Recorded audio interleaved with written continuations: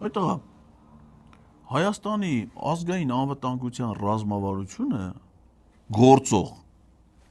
վերջին անգամ հաստատվել է 2020 թվականի հուլիսի 7-ին 2020 թվականը գիտես Եփա Պետրոս իրանց իշխանության գալուց 2 տարի հետո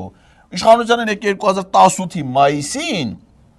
ազգային անվտանգության ռազմավարությունը հաստատել են 2020 թվականի հուլիսին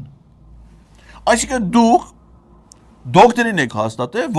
որ պիտի աշխարհաքաղաքական մի կենտրոնից Հայաստանի ձեր նշանակած արտաքին գործերի նախարարին թելադրեն, թե նա ինչ պիտի անի, նա էլ էդի անի, կամ ձեր նշանակած պաշտպանության նախարարին